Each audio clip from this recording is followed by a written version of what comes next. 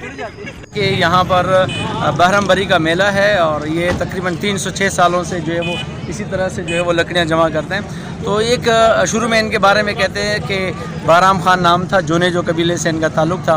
तो डाकू थे, चोरियाँ वगैरह करते थे, फिर अल्लाह ने इनको हिदायत दी।